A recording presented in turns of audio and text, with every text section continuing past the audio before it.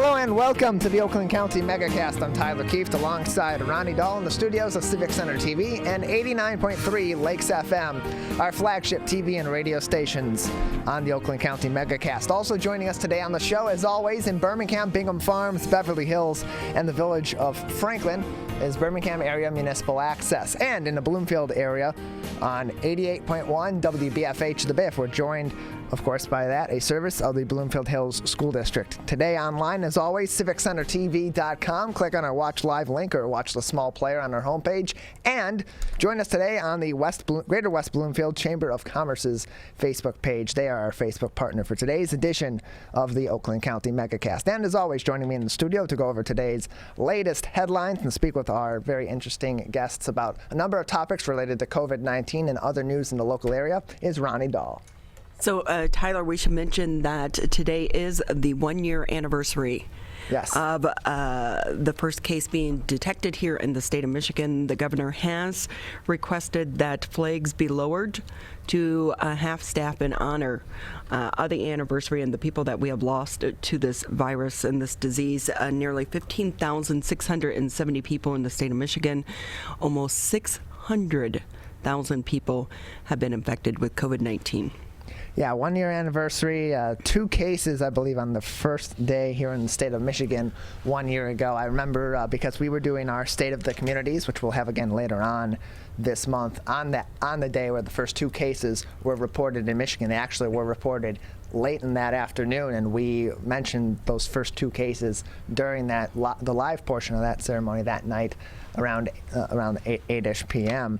Is when we got those reports. So it's surprisingly enough been a full year since that. We're about a week away tomorrow from 1 year of doing this show here on Civic Center TV and on our family of TV and radio stations as well. And so we've passed the 1-year mark, and we're getting really close to putting an end to this, hopefully not too much longer, but we still got a ways to go. We still got to be working together to get there.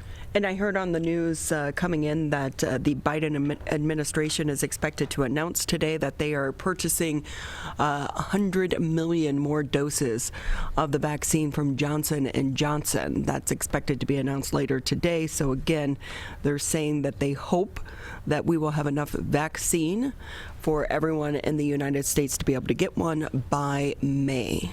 Yeah, hoping to ramp that back up. More vaccines will certainly help with that, as will these relief bills, both at the state level, which we'll talk about, and at the federal level as well, that we'll talk about, that will also help the states, help their local municipalities and county levels distribute these vaccines, hopefully in a quick manner that gets us back on the track we were on and on the track that we're currently looking at, which we've had some delays that said it could be as late as in the fall, but now it's looking like it's going to be late spring or early summer. So really good news.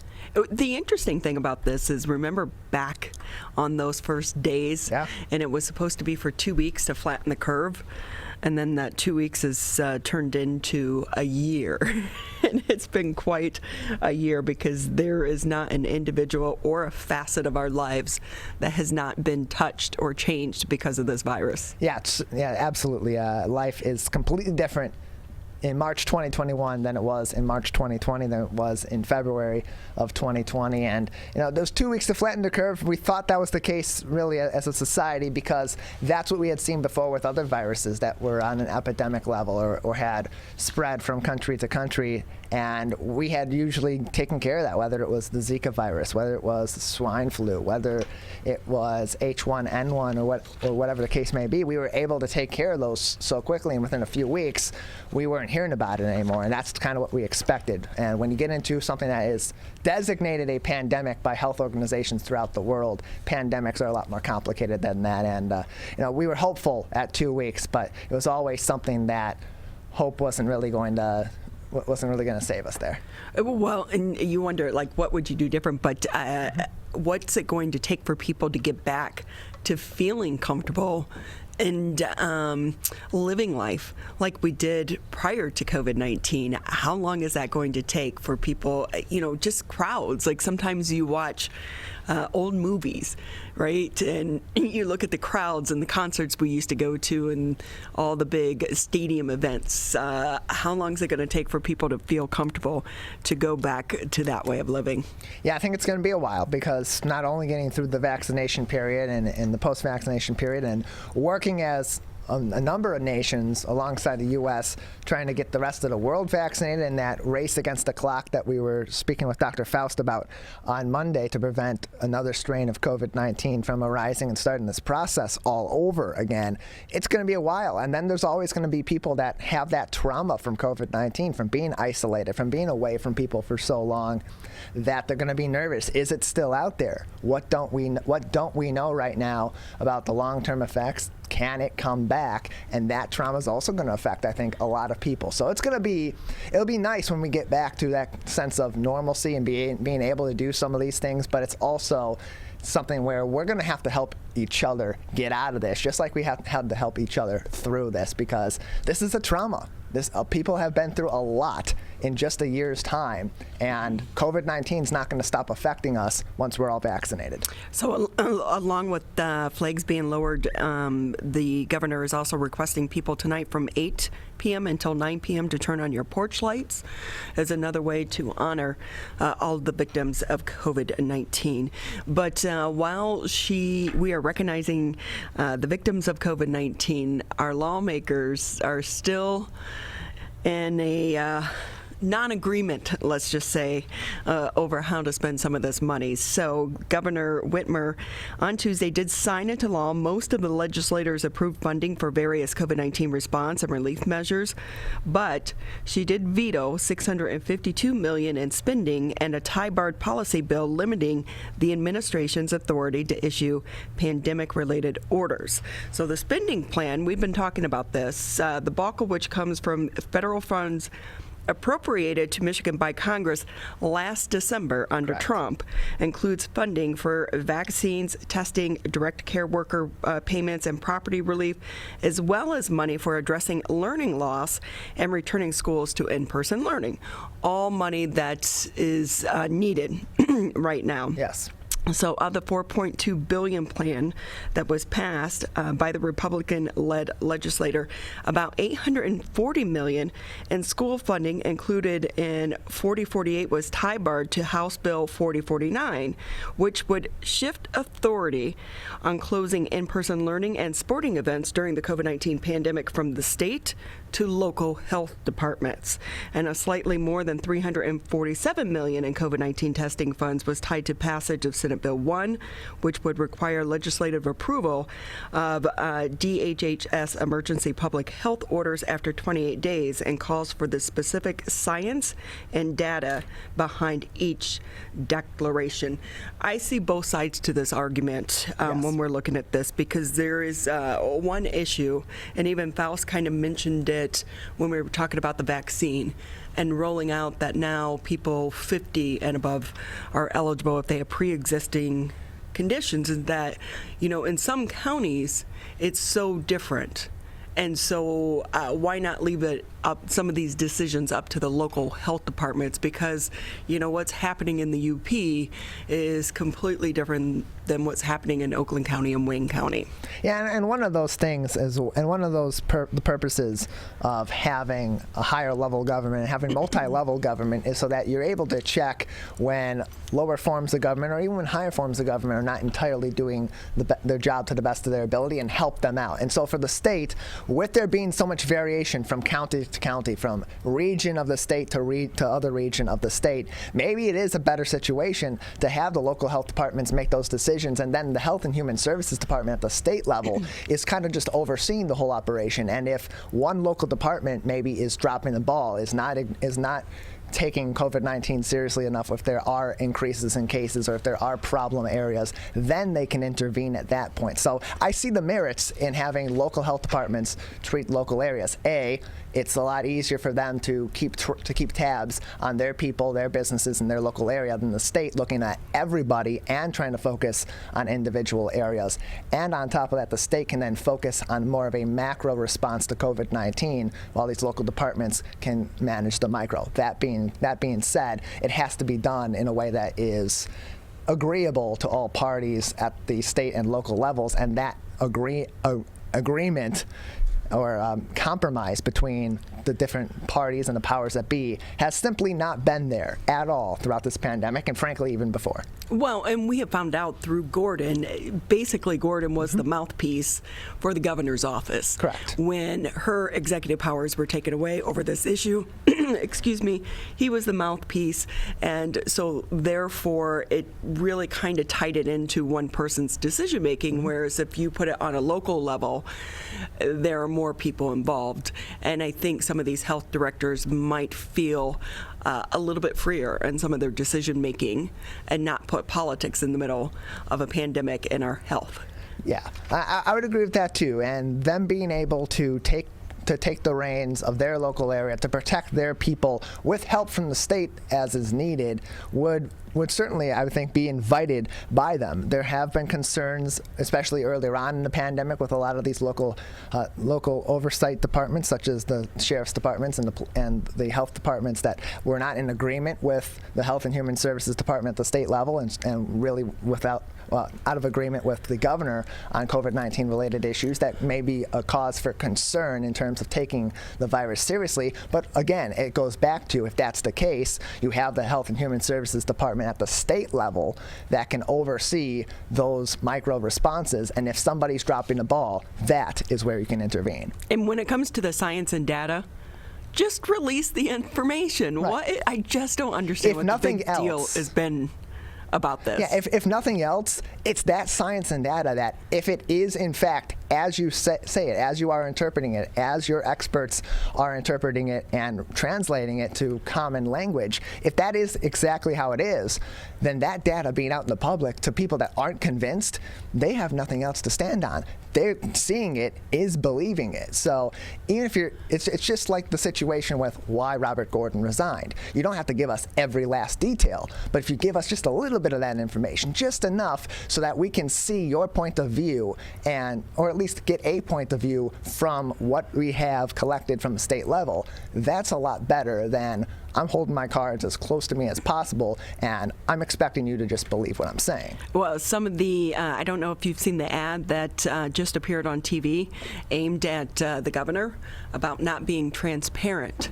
And some of her decision making, that ad is on TV right now. I forget who was backing it, but interesting. With that too, so while they're still in Lansing trying to decide what to do with the money that was allocated to the state this past December, Michigan could get an estimated $10 billion in direct aid from the COVID-19 relief package expected to clear Congress this week, including $5.6 billion for the state government and about $879 million for Detroit. Metro Detroit counties would receive a windfall, with an estimated $339 million going to Wayne and about $244 million going to Oakland and about $196 for Macomb County. Now, the state and local aid is expected to be released by the Treasury Department within 60 days of President Joe Biden signing the legislation, after months of pleas for help from local leaders who have seen their revenues plummet amid an increased need for services. The House is expected to take up the stimulus legislation again today, after the Senate passed it with some changes over the weekend. Yeah, that they are currently deliberating on that in the House. That vote is expected to come either sometime this morning or in the early to mid-afternoon. So we should have some information on that later on today, and we may hear very, very well during this show, even potentially, that they have signed that into law. Of course, it was passed the changes were passed on Saturday by the U.S. Senate. It's going through the House. It will then go to President Biden's desk to be signed into into law. There may be some things that President Biden, much like Governor Whitmer with the state level relief legislation, that he may object to and veto. But we should have some serious details on this by the end of the week, and these funds will then start to slowly but surely make their way to these states. So more than half of the seniors here in Oakland County have been fully vaccinated. This could account for some of the lower numbers of deaths that we are seeing recently. So in Oakland County, 55% of the senior residents have received both doses of COVID-19 vaccine. That's according to the Oakland County Health Division. So far, 59,771 senior residents have completed vaccination, while 119,915 have received the first dose. So overall, there are about 217,000 senior residents here in the county. State of Michigan distributed 17,710 doses of COVID-19 vaccine to Oakland County Health Division this week. And so the Health Division will conduct 17 COVID-19 vaccine clinics. Keep in mind, these are by appointment only. So it's going to be this week, March 9th through the 15th. Some of those clinics are going to be held in Howley, Novi, Pontiac, Rochester, Southfield, Waterford, as well as West Bloomfield. I passed them again this morning. They're taking place over at the fire station here off of Orchard Lake Road. In addition, the Health Division will administer COVID-19 vaccine at 7 long-term care centers. And to date, 26 long-term care centers have received a first or second dose of the vaccine. So that is good news. And as Dr. Faust was telling us earlier this week, basically the county health department has almost become a distribution center as well for getting the vaccine and giving it to some other providers as well. Yeah, they're taking charge in our local area on that. Again, these clinics that are popping up and will continue to pop up as Oakland County gets more vaccine is through the county, and you have to be on that wait list, and you do have to be called and have an appointment to go to these. Some local municipalities, through distributions that they get, may provide vaccine, but it's the vast majority in Oakland County has been through the county. So if you have questions on that, of course, you can go to our website, civiccentertv.com/coronavirus, and click on the Oakland County link to contact Oakland County's COVID-19 help hotline, their nurse on call hotline, or call your local municipality and they can help you as well. So we have a great show ahead of us today here on the Thursday. No, today's Wednesday. It's Wednesday. It's Wednesday. Only Wednesday edition of the Megacast. We'll be speaking with the CEO for Automation Alley coming up here in just a short bit, and then we'll also be speaking with Todd Scott from Detroit Greenways. And then in the 11 o'clock hour, the superintendent for Avondale School District will be with us, and also Dr. Lisa Cohen over at Beaumont Hospital. She'll be talking to us about World Kidney Day. That's coming up March 11th, and then we'll round out the show talking to the CEO of Seat Sitters. This is a very interesting company that's right here in our backyard. So we have a great show ahead for you after this quick break. Michigan, the coronavirus pandemic has put us all to the test. And now it's time to put COVID-19 to the test. As we move forward, testing will be critical. We encourage anyone who has reason to get tested to do so, those with symptoms and those without. If you are leaving home and going back to work, get tested. If you think you may have COVID-19 or you've been exposed recently through family, friends, or coworkers, get tested. Our test locator tool can help you find the right testing site that fits your needs. Even if you're looking for easy access with no cost, no prescription, and no appointment necessary, we've got you covered. Help Michigan move forward, not backward. To find a testing site or learn more, visit michigan.gov/coronavirus test. A message from the Michigan Department of Health and Human Services. The only way to beat COVID-19 is to face it. You can't get too comfortable. You can't forget the danger. Wear the mask. Wear the mask. Wear the mask. Wash your hands. Keep a safe distance. Especially in the next few months. You know we'll get back to normal. We'll get back to normal. We'll get back to normal. Someday. But Not yet. Not yet. Not yet. But not yet. But not yet. Consider virtual gatherings for the holidays. Curbside food orders. Grocery delivery. And shopping local. Shop local. And especially shopping local. Let's beat this virus. We can if we face it together. Together. Together. Together. Together. Together. Together. Together. Together. Together. Together.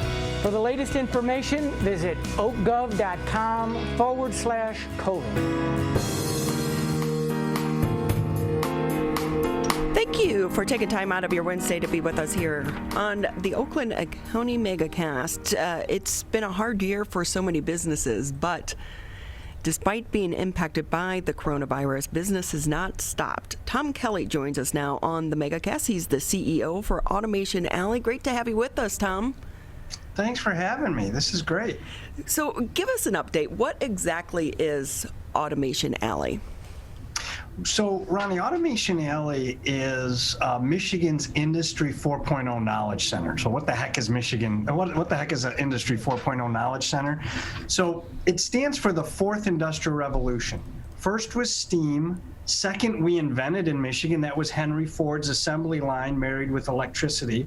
The third was when robotics and computers kind of came on the scene. And now this fourth revolution is the digitization of everything. And it's not just about manufacturing anymore. It's about the digitization across all industries.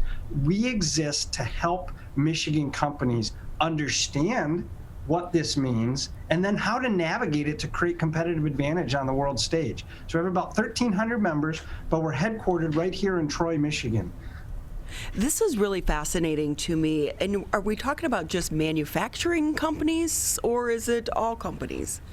So we focus on manufacturing companies, but the fourth industrial revolution, as you know, is affecting everything. I mean, look at what Amazon's done to books and retail. Look what's happening in medicine, right? Just the fact that we could have a vaccine in 14 months since this virus was discovered. All of these industries are being disrupted, one after the other, by using artificial intelligence and big data and all of these ways to understand our world faster and better. And so we focus on manufacturing, but everybody's being disrupted. So when we go old school, I think back to something like your car. It used to be able to, you could get under the hood and tinker and take this part off or change that part, but now it is also so high tech, to get car repairs. So what is the workforce like in this arena as well? Because some of these businesses, especially smaller businesses, they like to do things the way they've done them for how many years before? Yeah, so that there's two questions in there, Ryan. They're both excellent. So the businesses, as they get disrupted, we need to understand this is a cultural change. It's not really about the technology. The technology is getting easier to use, not harder to use. So it's really about the CEOs, the owners of businesses, culturally being ready to adopt this change. Now, the second question you asked was about the workforce. And a lot of people will say, oh my gosh, the skills that are going to be required are going to be so complex. It's actually the opposite. We're living our lives digitally as consumers. We all carry extremely sophisticated smartphones. We understand how to use apps like nobody's business. We can book things online. We can check all of the ways that we can move through society digitally.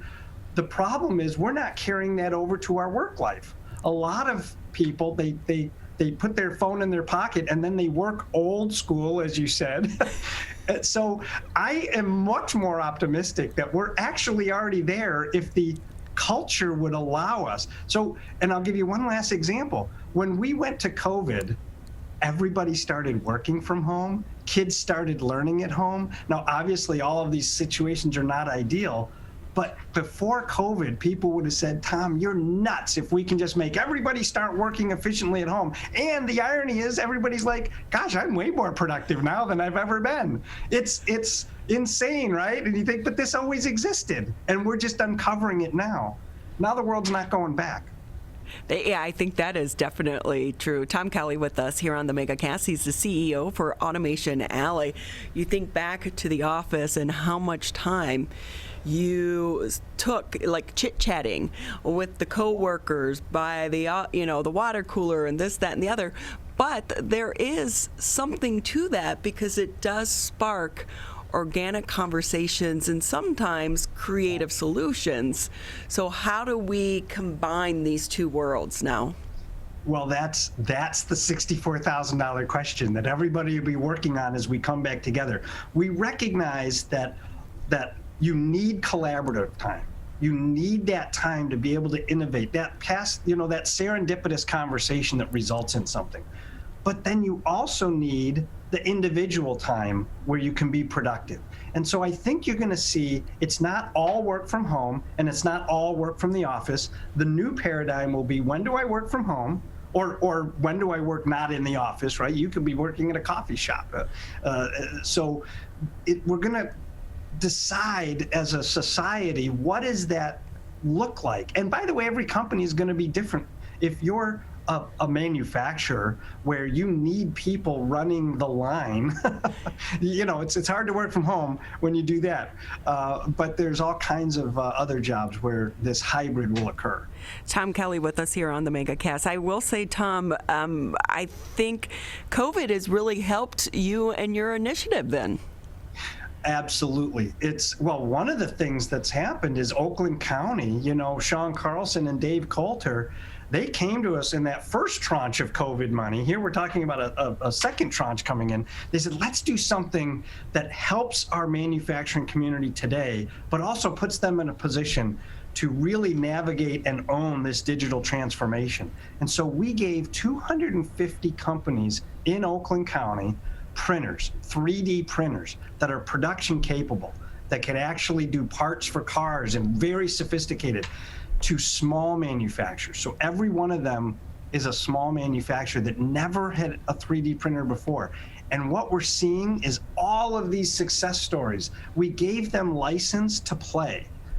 In other words, every one of these manufacturers would say, Tom, I would never drop $30,000 on a printer until I knew exactly what I could do with it and how I could get my money back. And we said, let's take that objection away and let's give you a printer. And now we're getting all these stories of, I can do it, I can use it for this. And there's an example of a guy, he was buying a stainless steel valve from a vendor, and he's now able to print that part.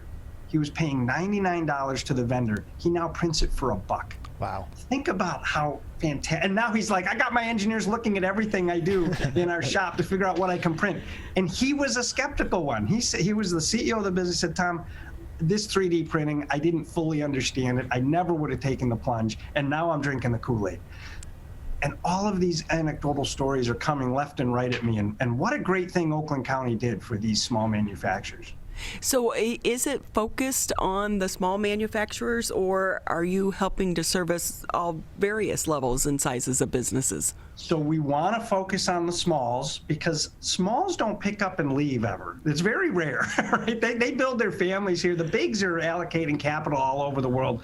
We want to build a community of smalls that function as a big. So what we did was we stitched all of these 250 companies together, and there's 50 from Macomb as well. So we have 300 small manufacturers with printers that we can now stitch together to behave as one large manufacturer. So we can go to GM and say, you need 100,000 parts in a year? We can do that.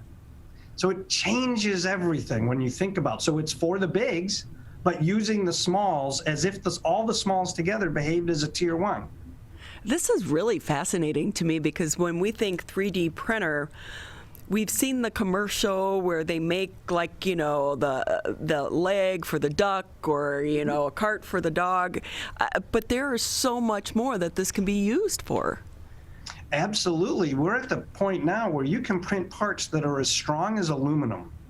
And if you think about all of the parts on a vehicle that could be printed, and we're talking in carbon fiber, so they don't rust, they don't degrade, they're as strong as aluminum, and they're cheap. So what we want to make sure is that if we're going down that path, let's make sure that we have a whole bunch of smalls. We call it Project Diamond. Diamond is distributed, independent, agile manufacturing on demand, because we think it's in the collection of the smalls that stitches together a fabric that is so strong and so competitive that that's what brings advantage to Oakland County and Macomb County. So Tom Kelly with us here on the Megacast. He's the CEO for Automation Alley. You had mentioned that the money for some of these printers came from the taxpayers in that first round of CARES Act money. Yep. How does that benefit us as a community when we're in the middle of a pandemic? Yeah, so the idea was to help the manufacturers. And what we said was, this was back in April when we started this. So think back to the throes of the epidemic. And we said, we need to control the ability to print PPE ourselves, right? Nobody could source it. We couldn't find it. We needed swabs, we needed masks, we needed shields, we needed all of this stuff. And so Oakland County said, what if we built this network where we could rely and print our own PPE? So that was the impetus of the program. We gave printers to small manufacturers. We said, we got to stitch them together. So they are obligated to us to print PPE whenever we need it for Oakland County. That's the whole goal. So it benefited society, but now the problem is the next pandemic or the next crisis will have nothing to do with PPE probably. We'll need to print something else. What we did was we just gave the flexibility to Oakland County to print anything in the next crisis. So we've this agility that we talk about in Project Diamond, that's what we wanted to create. So it benefits the manufacturer and it benefits society at the same time. So this is fascinating to me, but when we're talking about PPE, were they actually used for that, or by the time they were up and running, we were able to start getting a lot of the PPE? Yeah, so they're just coming online right now. So we have it's literally, we call it an emergency button, and Dave Coulter has it. And if he pushes that button, we can push any drawing to all 300 printers, and they all start making that product. So the system exists. It's almost like we built a system of agility and resilience. If he pushes the button to make PPE, we can make it. But what we suspect will happen is we're coming out of this now. But isn't that the way life always is? By the time you ramp up to handle a crisis, the crisis has passed. That's why we did this, to say we can print anything, so that it's always a benefit to the taxpayer. No matter what crisis we're in, what can we print for that emergency that's different than what we've done today? Well, let's hope we don't have another one of these for the next 100 years. And these businesses can focus on strengthening their business and providing jobs for our community as well. Absolutely, yeah. And we didn't touch on that, but what we're building now is, so we now have 300 manufacturers that are all learning about 3D printing. So they understand that now, but now there's the question of, well, how do I use CAD drawings and understand how to use three-dimensional CAD software to create the drawings that can go to the 3D printer? And our next phase now is going to say, we're going to marry you to schools all over Oakland County, like Oakland University, like Lawrence Tech. Let those kids now work with you as a small. And that's the next unleashing. A kid at LTU may not consider a really small mom and pop manufacturer to work for. But if you create that connection while they're still in school, all of a sudden that engineer says, this is really cool. I want to stay in the community and I want to go work and really be a big fish in a little pond, so to speak. And we're trying to create the next wave, which says, how do we keep our kids here and keep our kids motivated? And we're going to stitch them together with smalls where they can, be in there with the owner. Tom Kelly with us. He's the CEO of Automation Alley. With that, Tom, who came up with this? It's brilliant. Well, I don't know if it's brilliant. So we came up with it. Automation Alley, right? Sitting around. It's always been a dream of mine. I'm an intensely competitive person, and I want Michigan to crush it on the world stage when it comes to manufacturing. And we said, what can we do that helps Michigan crush it? And what we need to do is we need to build a community that not only understands Industry 4.0, but eats it for breakfast. And that's what we're trying to do. Build a community that says we can innovate with anybody in the world. And we've always been able to do that. And now's our chance. You know, China won over the last 20 years because manufacturing was all about massive aggregation to big capital intensive plants that could make millions of widgets and ship them back to us. Now we're entering a society where it's about mass customization, one-offs, unique products. And if we build a community of 3D printing manufacturers that can do these mass customization projects, we think the best days of Michigan lie ahead of us. This is really fascinating. Tom, how can people find out more information if they want to learn more, and how to get businesses get involved? Yeah, so come to our website, automationalley.com, and if you're interested in participating in this program, it's called PPE Grant. Just search on PPE Grant and let us know. There's a checkbox if you're a manufacturer and you want to come in, and I think there's still a couple printers left out of that 300 that you might be able to get access to, or go on our wait list, because we might expand the program after COVID and say, how does this program live on? Because it's so strong, we have to continue down this path. Yeah, especially when we're looking at trying to take the talent of these students and partner them with some of these small manufacturing companies, because young kids, their minds think so differently when it comes to the AI world, because they grew up on it. You know, we still remember the first cell phone, so it's a little bit harder for some of us. But these younger generation, they pick up on some of this so quickly that it could be such a great relationship for the entire community. That's exactly right. And you know, the young kids today, it's not about, we talk about the skills gap. It's actually the wrong way to think about it. It's not a skills gap, it's a culture gap. Let those kids come in and change your business.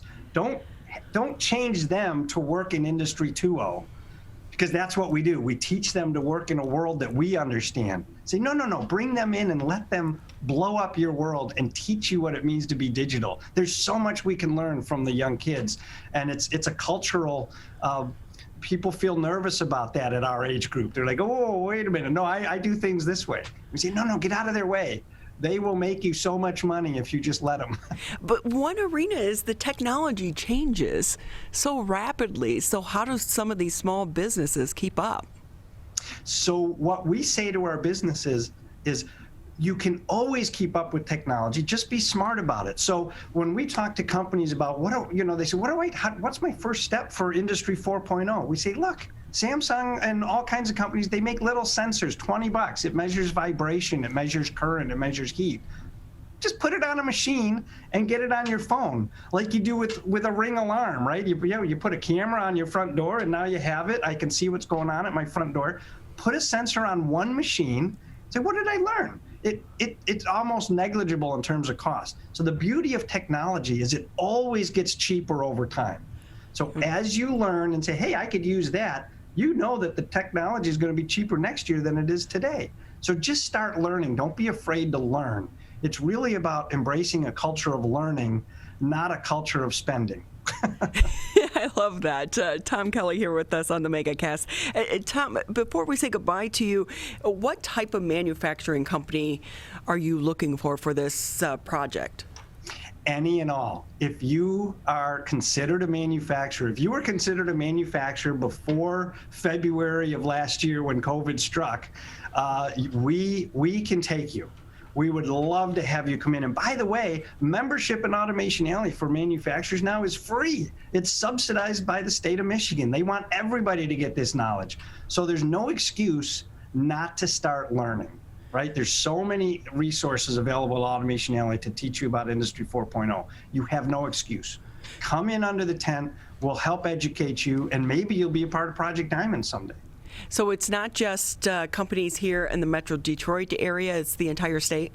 It's the entire state. So we have now expanded where there's 12,000 manufacturers in the state. And we want all of them stitched together in such a tight, cohesive way that, we go 16-0 in the next NFL football season. That's quite the analogy there, huh?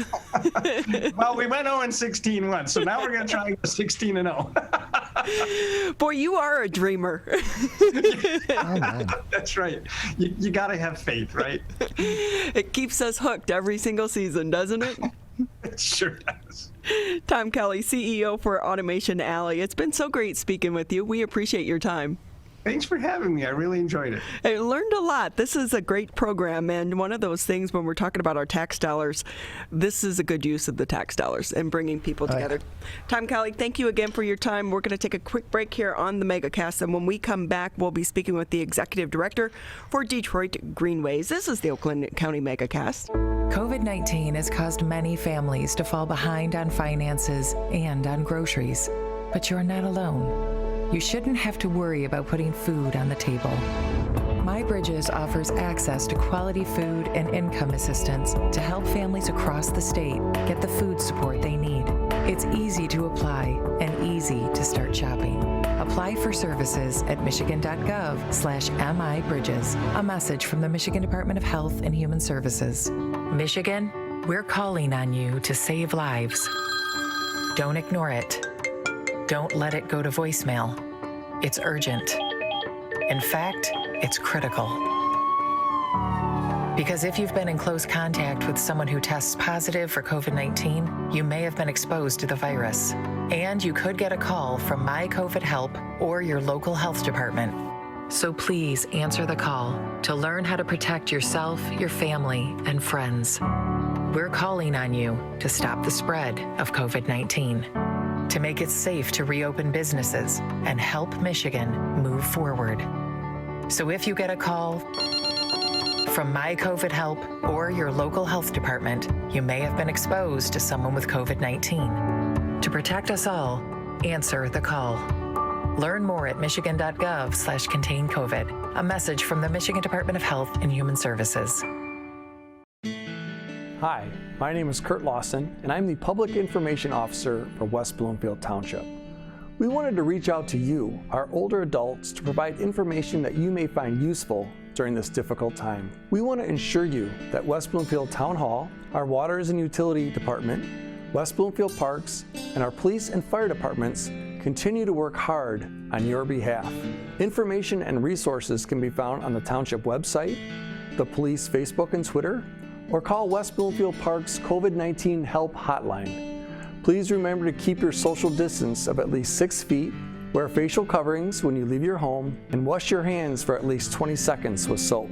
These precautions will help keep you safe during these difficult times. Thank you for taking time out of your Wednesday to be with us here on the Megacast. We appreciate your time. As a reminder, we also want to say thank you to the Greater West Bloomfield Chamber of Commerce for allowing us to live stream today's edition of the Megacast on their Facebook page. You can always catch us on Civic Center TV, Birmingham Area Municipal Access. If you have a cable, you can tune us in, Channel 15 on Comcast, 99 on AT&T.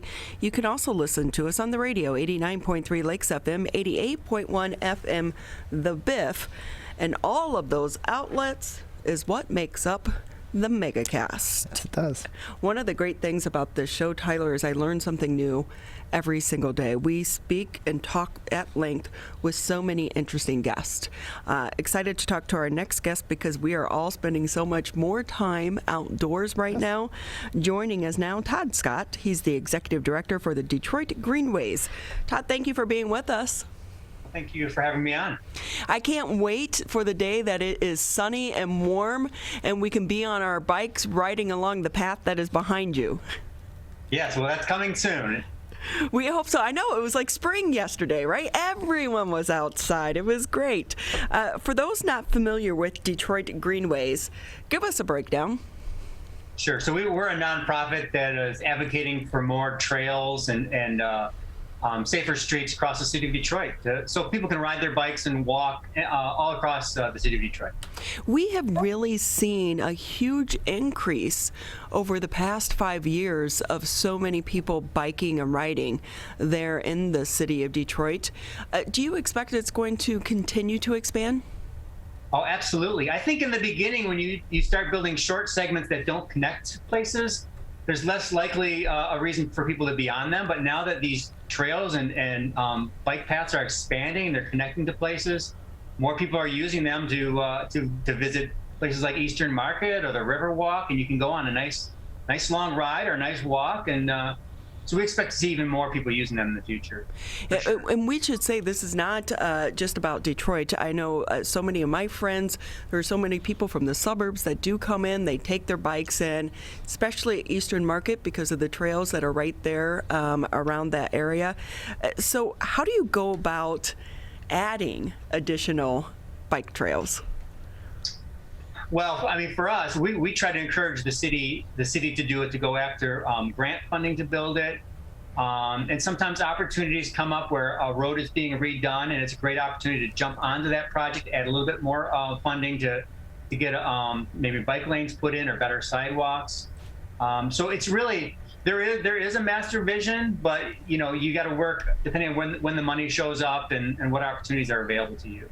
How do you go about advocating for certain areas over other areas? Well, our goal is citywide. So it really depends upon the opportunity. And there's a lot of opportunity in some of the neighborhoods with abandoned railroad corridors.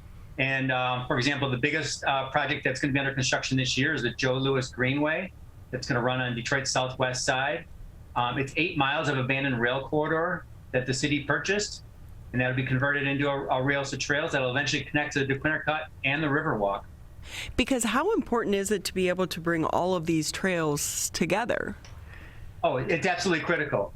Yeah, and that's one of the reasons why the Greenways Coalition came about, because we had a bunch of small trails all around the city, and the funders wanted to know what the bigger picture was. How are you going to connect everything up into one cohesive network? And that was really our impetus to become a coalition at the very beginning. So when we say that we know that this past year, because of COVID-19, we had so many more people out enjoying the trails, what do you have a percentage way to measure the increase that you witnessed over this past year? Yeah, we do. We have 3 counters on the DeQuinter Cut, and they count bikes and pedestrians. And I was just looking at the numbers this morning, and our August numbers from last year compared to the 2 prior years are up 50%. Wow. Yeah, so we saw 53,000 people last August on the trail. That's amazing. Yeah, pretty substantial. We also have some counters on Cass Avenue, running through from Midtown to downtown. We've seen a slight decrease in those because school hasn't been in session. People aren't going to a home office, but we've also seen decreases in walking and driving as well. So what is the overall long-term goal of this organization? Is it to not just connect these trails and railways in the city of Detroit, but is there a hope at one day being able to connect them to trails to link some of the suburbs as well? Oh, absolutely, yeah. So we are working with suburbs around the edges of the Detroit border to make sure those connections are made, whether that's through Dearborn or connecting up through Ferndale. We've worked with the city of Warren. But yeah, we want to connect in with all the other trails that are happening in Oakland County. And some of those connections are being made through what's called the Iron Bell Trail, which is a statewide trail planned from Belle Isle to Ironwood, Michigan in the UP. And that would certainly connect Detroit up to Oakland County along the way. You think about something like that, and I can picture how many events going on, like, some of these big events and biking groups and things of that nature. That'd be quite the trip. It would be. It would be. So with that, tell us how can people get involved in this? Because you are a nonprofit. Do you need volunteers? We have not done volunteer activities in the last couple of years. Due to COVID and that. But I know the Detroit Riverfront Conservancy, if you're looking to volunteer, the Detroit Riverfront Conservancy is always looking for help with volunteers. We are always interested in seeking donations. If people want to help out with our mission, you can visit our website, DetroitGreenways.org. And you can learn about all that we're doing too. I mean, we're involved in projects all across the city, and it's just super exciting. So with that, Todd, obviously, when we're talking about the city of Detroit, there is the perception that the city's not safe. How do you address those concerns? Well, I mean, there's one. When I began biking more in Detroit, there was a really strong perception that Detroit wasn't safe at all, and it was considered kind of silly or unsafe to be riding a bike in Detroit. And now it's become pretty cool for suburbanites to ride in Detroit. I think the safety factor is a little, perhaps the perception is a little different from what the reality is. I feel less safe often in the suburbs due to the a lot more car traffic traveling at higher speeds than I ever do in the city of Detroit. So there's tends to be slower speeds in Detroit, fewer cars, more open road. And the trails that we have, like the DeQuinter Cut and Riverwalk, have an impeccable safety record. You know, there's just not a lot of bad things are happening on the trails. I know there are a few various bike groups out there. I've taken part in a few of them where they'll do like a 20-mile ride, and then you go, they plan it out, and then they stop at some neighborhood bar halfway through, and then you finish the ride. When you haven't been on a bicycle for a lot, 20 miles is quite the distance. You need that halfway stopping point. So for people who maybe want to, go into the city to take part in some of these trailways, do you guys have any organized events for them to join and meet up with other enthusiasts? We're going to be working on some and release them later this summer. In the meantime, you can go to the Wheelhouse Detroit Bike Shop on the Riverwalk, and they have organized tours that you can do. They have some virtual tours. There's also Tour Detroit does some virtual tours you can do, and those are a great way to get started. So you can ride with people and know where you're going, and see some amazing sites in Detroit. As you know, there's just so much great architecture and places to visit and everything. So it looks so much different when you walk it, or when you're on a bicycle as well, because you can take the time to actually stop and look at some of the things. If I'm a person who's coming down for the first time, I've been on the DeQuinter Cut quite a bit, but for people who maybe have not been there yet, what will they see? What can they expect? Well, the Riverwalk is an amazing place to go for walking or biking. Beautiful views of the river. There's parks along the way that are spaced out. So there's nice destinations. Last weekend we spent at Valade Park along the Riverwalk, and they had, cookouts and food and music, and it's just a great time. A lot of folks there hanging out, enjoying the changing weather. And then the DeQuinter Cut is a below-grade trail, former railroad. It's unlike most any other trail in the country. There's no cars at all. It's really calm and quiet and green, and there's stops along the way. You can even end up at the end at the Eastern Market. And one of the things I like about the DeQuinter Cut as well, amazing artwork along the way. When you're looking, are those sanctioned artists, or is that just the graffiti artists going to work there? Well, initially, before it became a trail, it was unsanctioned. We used to ride down there in the early days, and you'd see people out there with spray cans.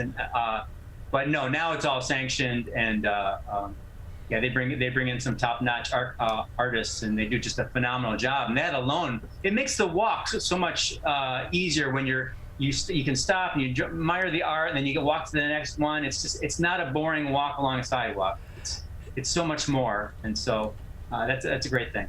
Definitely. Todd Scott with us here on the Megacast. He's the executive director for Detroit Greenways. I remember the one time on DeQuinter Cut, there were some of those shipping containers. Are they trying to look at ways to do entertainment along the DeQuinter Cut as well? Yeah, and then there's also a pavilion there where they have music as well, and the freight yard, like you mentioned. I'm just trying to create some more attractions along the DeQuinter Cut to draw more people in there. What do you anticipate the upcoming season as it starts to get a bit warmer here in Michigan? Well, I think as it gets warmer and as the pandemic wanes, I think it's going to be crazy. I think people are just ready to get out and enjoy the weather and ride and see friends that they haven't been able to get with for a long time. So. You mentioned the bike clubs, and there's actually more bike clubs in Detroit than any other city in the United States. And they're doing these rides. They're going to start those rides pretty soon. And You're going to see hundreds of people riding together, enjoying the city, enjoying the trails, and having a good time. Although, Todd, we may be jinxing ourselves right now because the weather is so nice.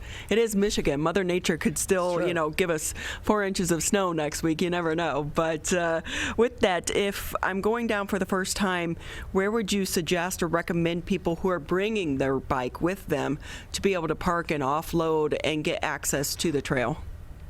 I would recommend the Cohen Family Plaza at Rivard and Atwater. That's a great place. There's free parking there, and there's a bike shop if you need to get your bike tuned up. But you can also go to the new Valad Park, which is at Shane and Atwater, and there's a parking lot there as well. But you can start from either location and just stroll up and down the River Walk and take in the DeQuinter Cut. If you want to, you can also start at Eastern Market because there's also places you can eat as well. For the beginning or end of your bike ride, and there's many options. The beauty of it. So I know you mentioned the Joe Louis Greenway. What's the update? When do you anticipate that's going to be finished?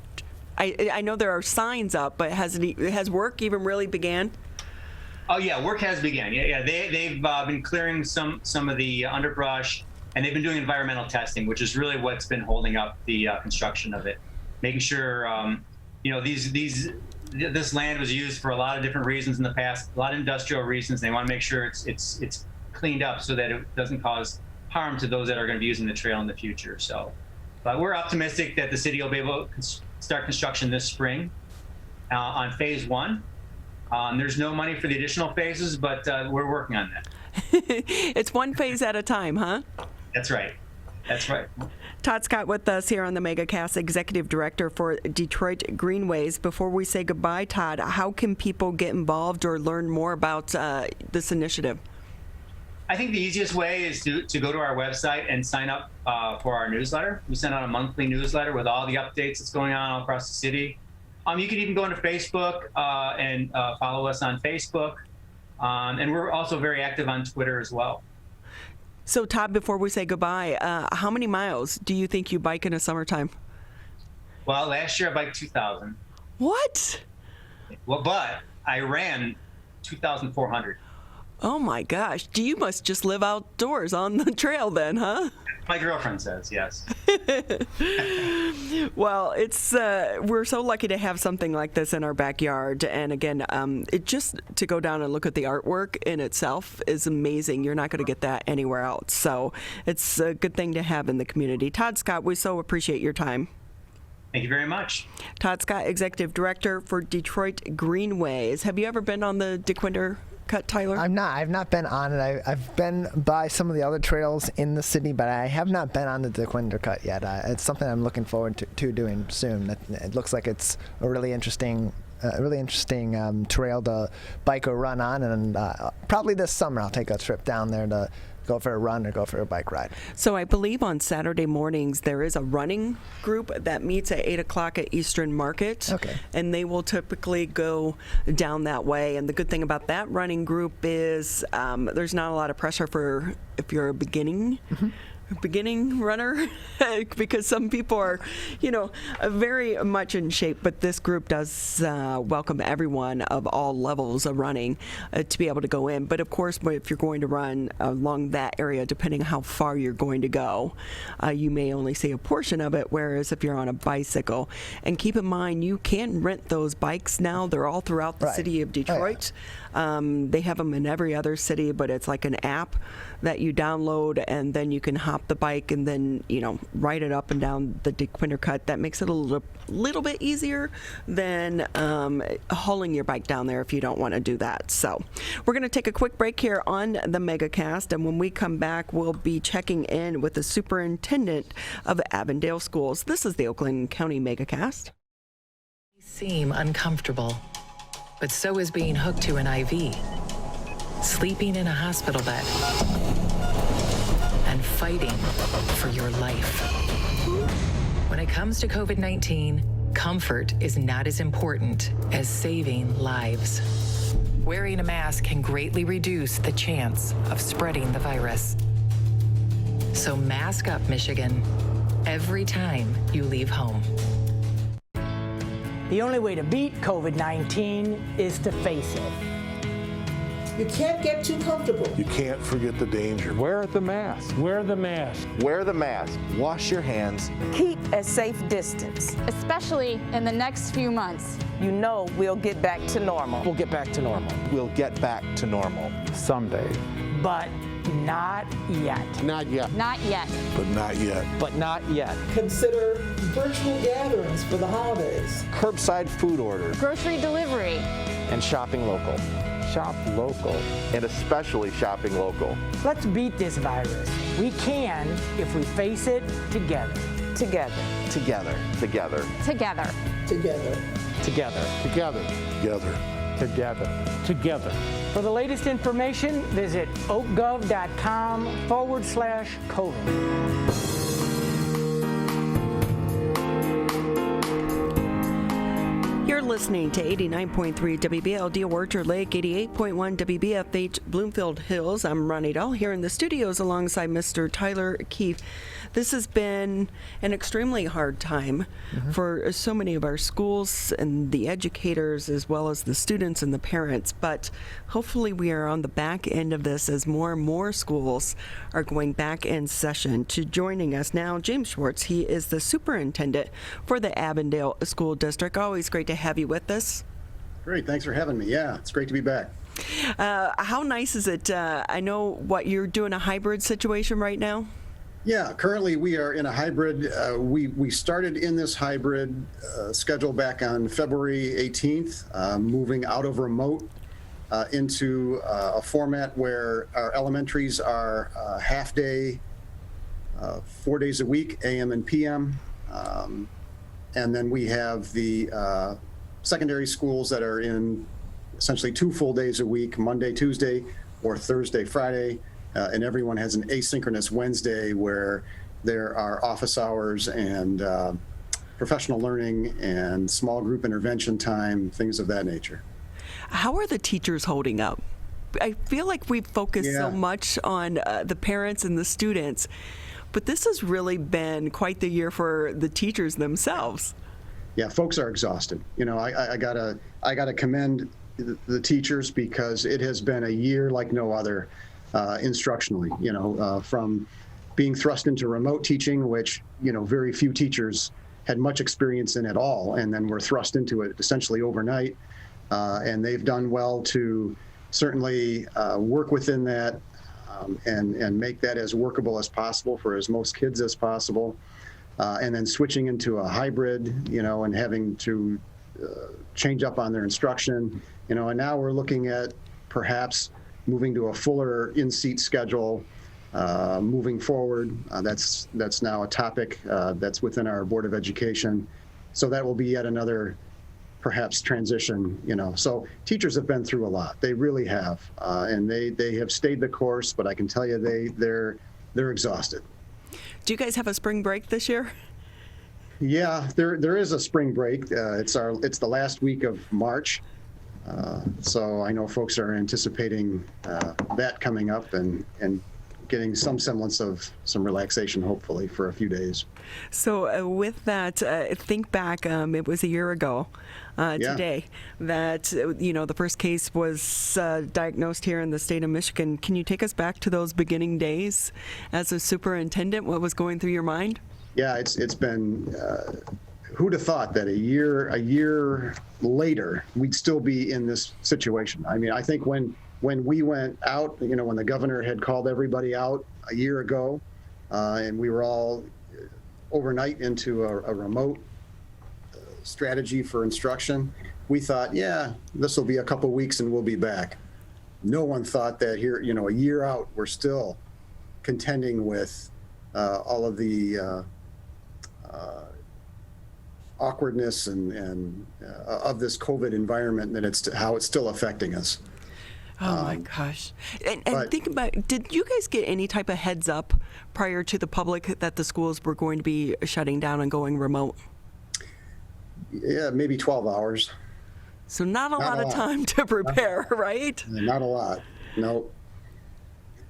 So it was certainly a moment of after you got the stomach out of your throat, then it became, what do we do? How do we approach this? You start strategizing right away with, how to keep the boots on the ground. So the good thing now is obviously the vaccine is becoming more widely available. It is giving us a little bit of hope. We are seeing the numbers continue to be low here in the state of Michigan, and more importantly, the number of hospitalizations and the number of deaths. But as the superintendent, do you worry that we could see another increase in the numbers and then you have to go back to the beginning of this plan? Well, I mean, that certainly is a possibility. Am I worried about it? I'm not really worried about it. I think we've got protocols in place, certainly that, help in that both prevention and response to COVID. We've been very methodical in terms of trying to, stay the course throughout the year, and resultingly, we've stayed remote most of the year. As other districts have gone in and then have had these false starts and stops where they've had to retract and go back, and we've been very careful to take a path that provided more of a guarantee of consistency. And I think as we're stepping out into hybrid and as we're looking at perhaps moving further into in-seat opportunities, again, we're doing that rather methodically with our protocols so that we're not having to retract. Are we going to have classes perhaps that may be quarantined, or parts of classes that could perhaps be quarantined? Yeah, but it's not going to be to the district detriment where we're all shut down, where the whole district is going down, or even a school building would be going down per se. I don't see, and certainly the epidemiologists aren't saying that we would see a surge perhaps of that magnitude that would create that. So, I think we've been fairly stable through this, and again, consistent. Being in a pandemic, our philosophy has been, we don't want to be the first canary in the mine. That's a good analogy. Something like this, we're learning from other folks, other districts, other people's mistakes, as well as successes. But with that, we did have the CDC come out with new guidelines this week for vaccinated people. Your response to that, does that help ease some of the anxiety of going back to in-person learning? It does, because previous guidance has been really stuck on that 6-foot distancing and not a whole lot of wiggle room. The current CDC guidelines have loosened that, to where you have 6 feet where applicable, or as to the extent possible. And so that does help from a classroom capacity standpoint to be able to accommodate, more students in your schools. So that definitely helps with, provided that you're layering in all of the other mitigations, that is helpful. Yeah, because, back when the school buildings were being built, COVID wasn't around. It's not like you designed a classroom to be 6 feet apart. So kind of hard to change that overnight. That is one area that you can't change, is the physicality of a building. But as we go forward, let's look at the end of the school year. And also, we're hearing so much more about learning loss. I don't have kids, but, I know so many people with kids. How is your district looking at that and trying to address that issue and to see if maybe there is an issue? For certainly. Some kids, they did better remotely. Yeah, I mean, and certainly there are those where the remote situation worked very well for them. But there's also a large percentage of folks that it has not worked well for. So, our response to the questions that come up, well, how are you going to catch my kid up? And we're getting, certainly those questions from all venues. In a couple of things. We're looking at more of an enhanced summer school program, summer camp, learning camp opportunities across the board from, K through 12. So we're going to have quite a robust offering of both remedial, tutorial, as well as accelerated sessions of academics throughout the summer. We're also looking at a new school calendar, which has us returning back to school, more toward the middle of August. So getting students back into session perhaps earlier than what has been in previous years. We're also looking at offering intersession opportunities in next year, a week-long intersession opportunity in October and another one in February that would allow for specific remediation classes, tutorial classes, and so on through those weeks, again, designated to help catch students up. So between those opportunities, the summer school opportunities, that certainly is a start. There's been so much talk right now about standardized testing. Some people are saying this is not the time to try to, force a standardized test down the throats of our kids because we're still trying to just get them back onto a schedule. Other people are saying we need to have some type of baseline to know where the students are. Your thoughts on that?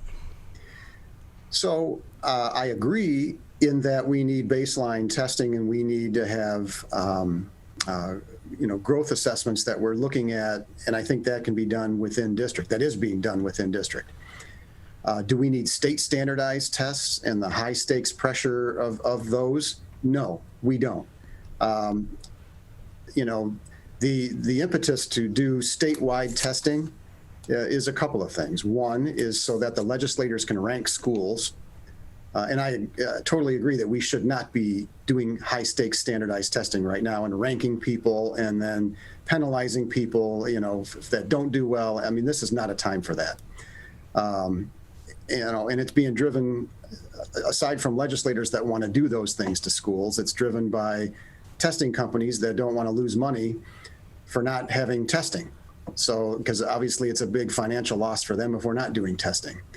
But if you think about the kids and what the kids need, not what the companies need, not what the legislators need, but what the kids need. The kids need growth assessments and the NWEA assessments, things like that we're doing in-house are certainly helpful for us to gauge instruction and move instruction along for those students appropriately without all of the anxiety and high stakes applied by state testing. James Schwartz with us here on the Megacast. He's the superintendent for the Avondale School District. And with that superintendent, can we talk a little bit about money and the budget? We have a lot of bickering going on back and forth up in Lansing about how to disperse some of this money for the school districts. How is your district doing when it comes to the budget? And how do you even plan for a budget not knowing how much money you're getting from our elected leaders?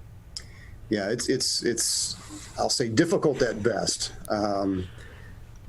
Financially, as far as Avondale goes, we're doing okay. We did have some student loss, as most districts have seen. Statewide, we've seen student losses.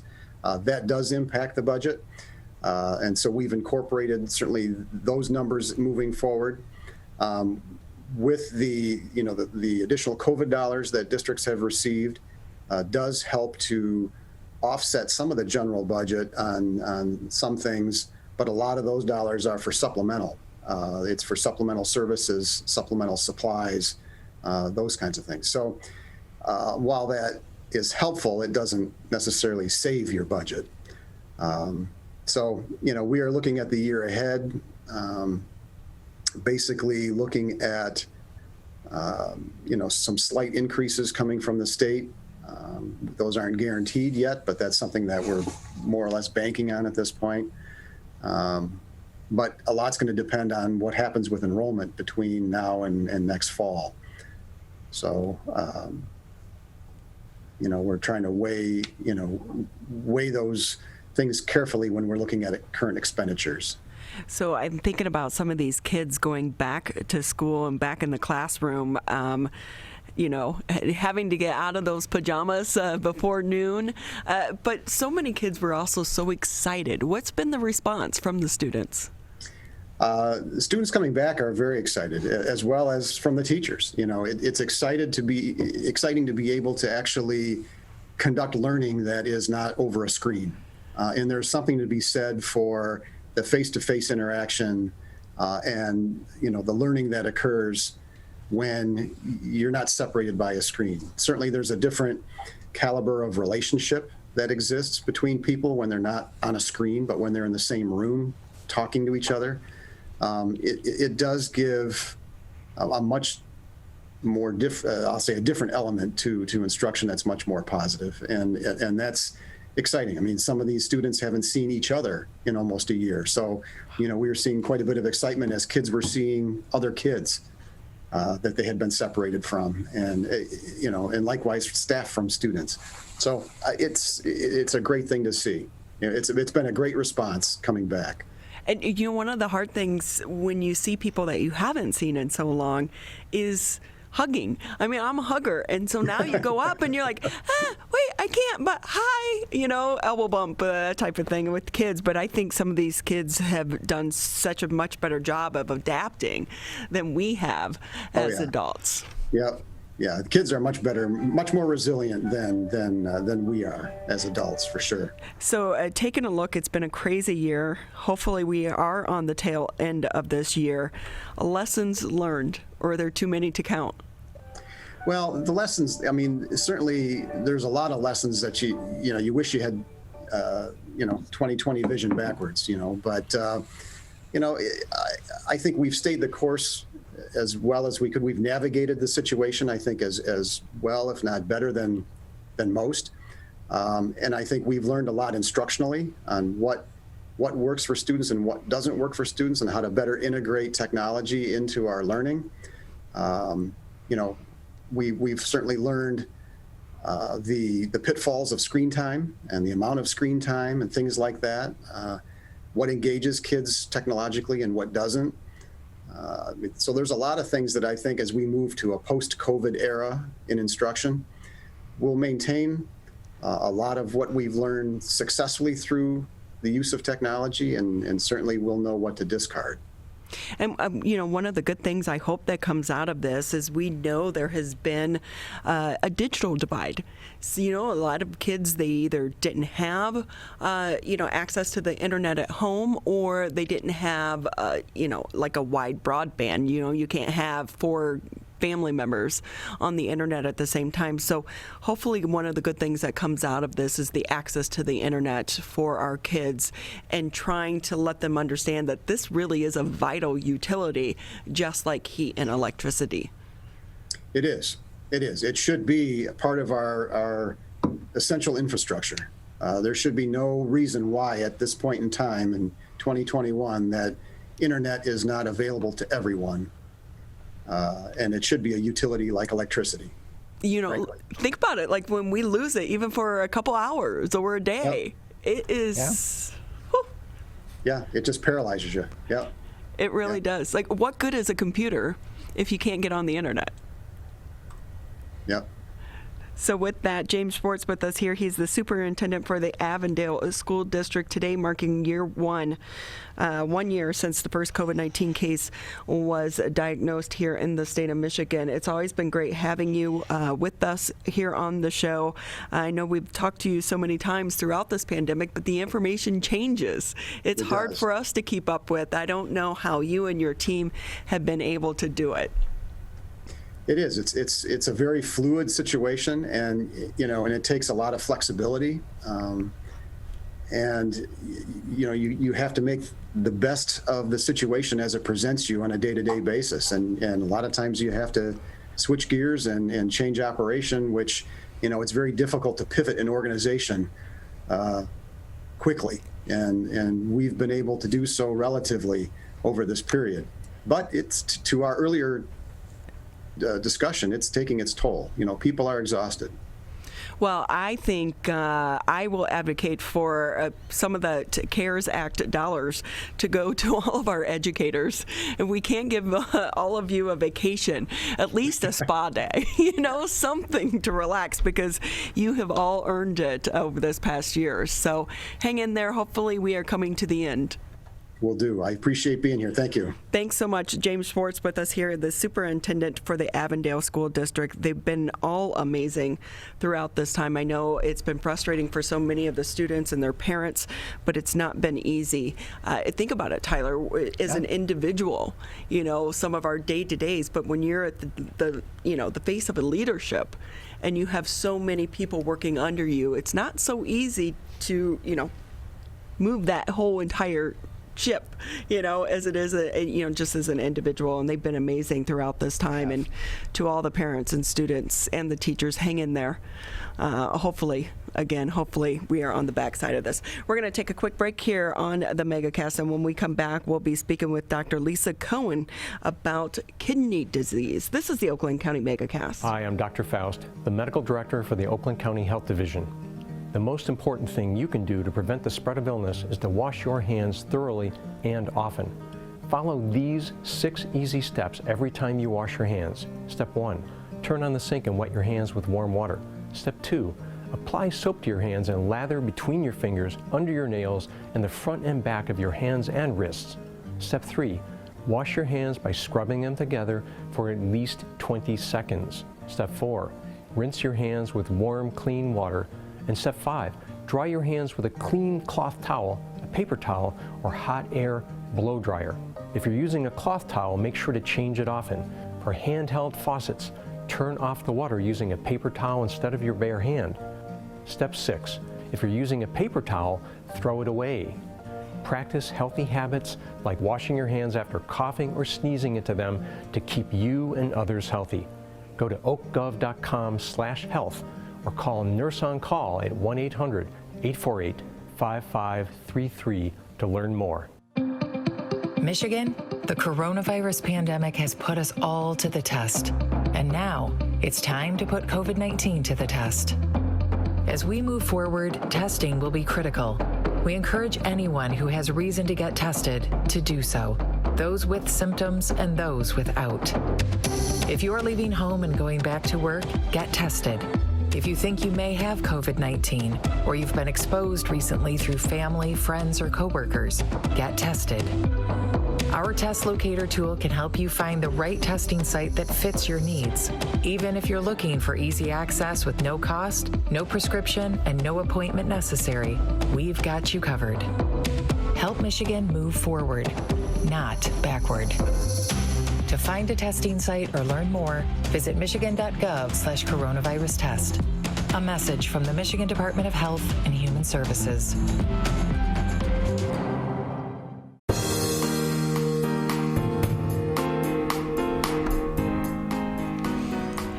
Great to have you back with us here on the Megacast. It's a Wednesday, 1 year ago today.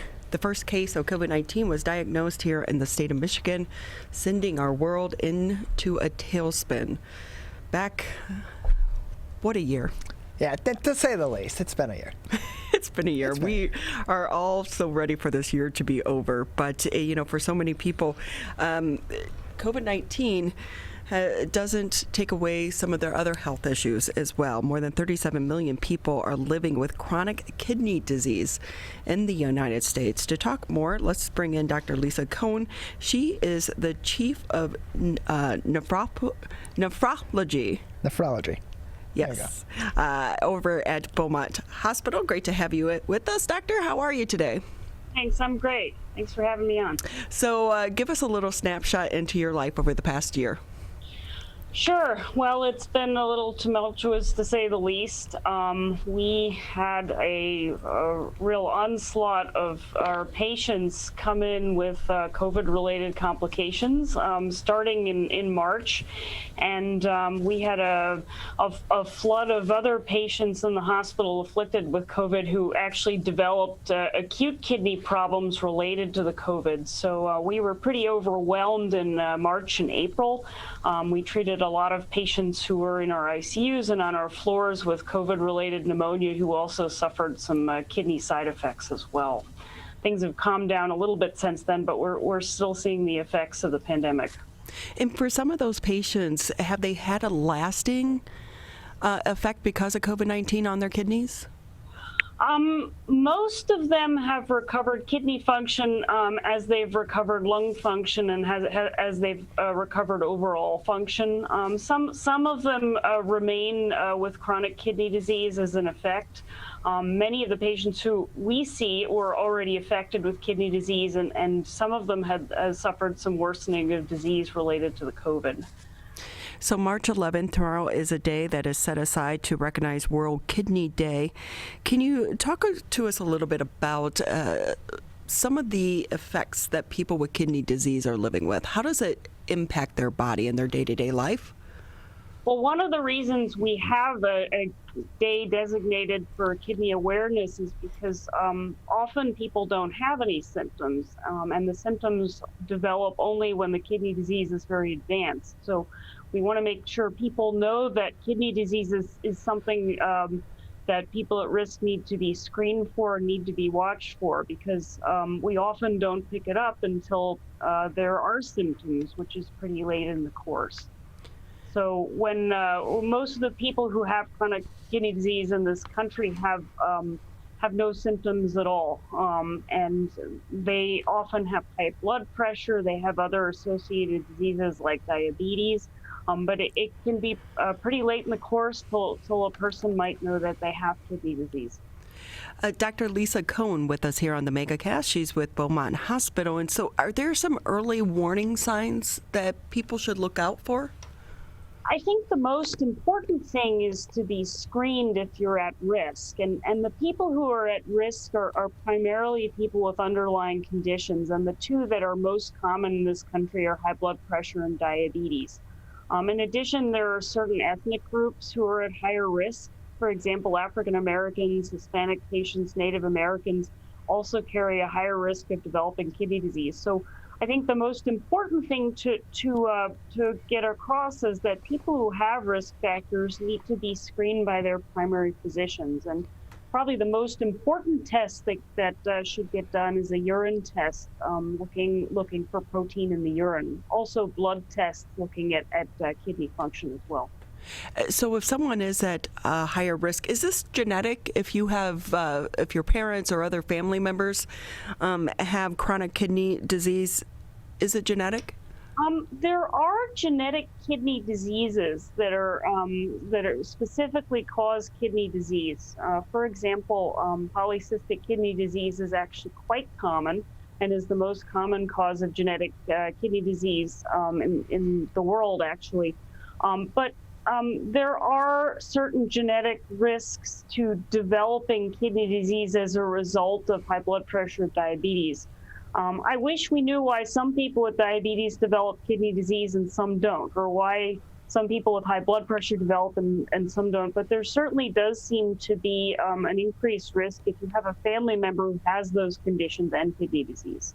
So you said one of the things individuals that are at high risk should be doing is getting a screening.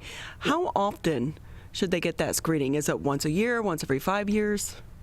So if you have diabetes, your doctor should be checking your urine for protein at least once every 6 months or so. And that's a simple office urine test. It can be done in the office with a dipstick, which you put into a urine sample, and it tells you if you've got protein or blood or other things that shouldn't be in the urine.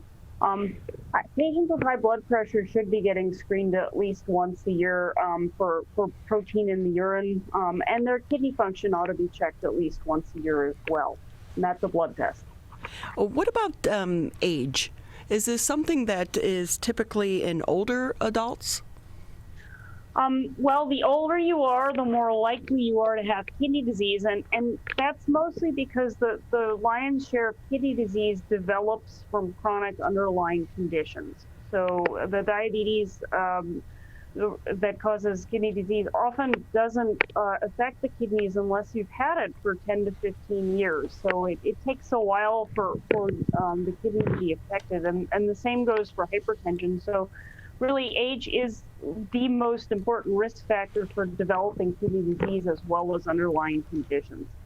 Dr. Lisa Cohen with us here on the Megacast. She's the chief of nephrology. I'll get it right by the end of the show.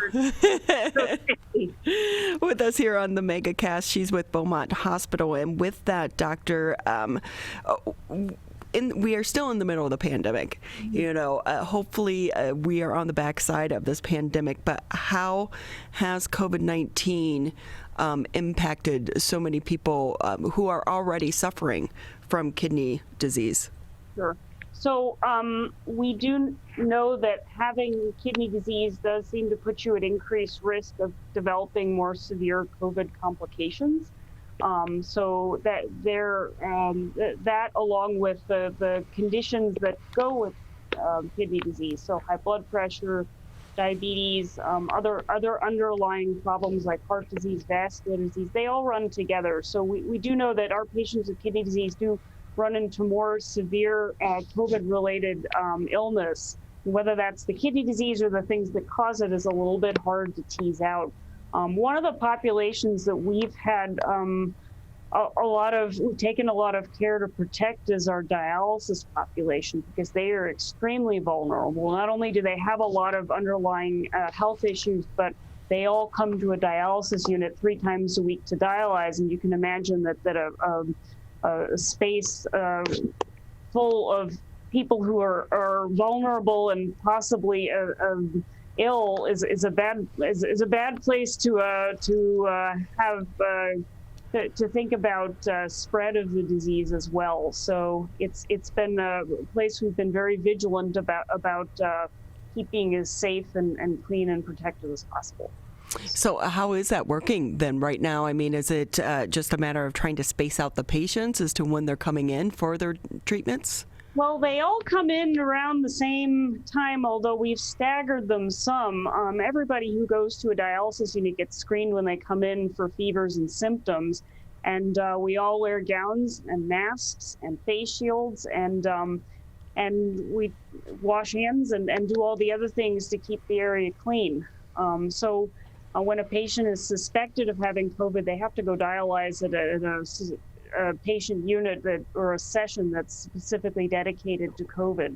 So I would say overall we've been doing remarkably well keeping the dialysis unit free of spread, and hopefully that'll continue. Right now, one of the things that we would really love to have is the ability to vaccinate those patients, which has been a bit of a challenge. So with that, would they not fall under people with a chronic illness to be able to get vaccinated? Well, they just started vaccinating persons 50 and over with chronic disease, but a lot of our patients are not 65 and older, which was the initial second wave of vaccinations.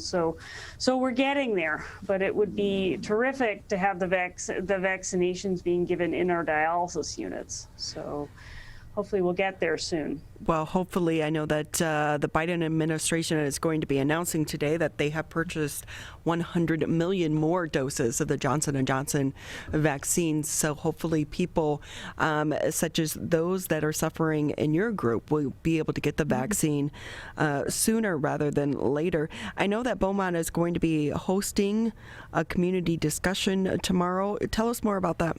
Sure. Well, we love doing this in person, and this is the first year we haven't been able to have an open forum and a walk-in information session and actually personal assessment by a nurse and a doctor. But we are adapting the best we can. So tomorrow from 11:30 to 12:30, we're actually having a virtual World Kidney Day event, and I can tell you how to get on. It's we ask you to go to a website address, and I can tell you what it is. It's nkfm.org/WKD. And what it's going to be is a panel discussion with a nephrologist, who will be me, a dietitian, and one of our patients who's living with kidney disease. And what we really want to share is what you can do to become aware of kidney disease if you're at risk, what you can do to prevent kidney disease from progressing, how you can live well with kidney disease, and also some tips on a healthy lifestyle that will hopefully delay kidney disease for as long as possible in those who have risk factors. So it's going to be a multifaceted discussion among many of us who are involved with kidney care on a daily basis. And so what time does that start? It's at 11:30. And it's going to be an interactive online discussion, and you're able to submit questions if you'd like to do that before. We have a site on that website, the nkfm.org/WKD. You're able to submit questions, and we'll address them on the program. With us here, Dr. Lisa Cohen over at Beaumont Health. They will be hosting a virtual community discussion tomorrow, March 11th at 11:30, to be talking more about kidney disease and living well with kidney disease. And if I can ask you, can this be reversed if you catch it early enough? It depends what causes it. And that's the key here, is that most of the time by the stage where people develop symptoms of kidney disease, for example, swelling in the feet, trouble breathing, fatigue, these are all things that happen when a person's kidney function falls below about 10%. And you wouldn't typically see any symptoms until somebody's kidney function is below, say, 30%. By the time we see symptoms, there may not be a whole lot that we can do to reverse the process. So that's why this is so key to diagnosing early.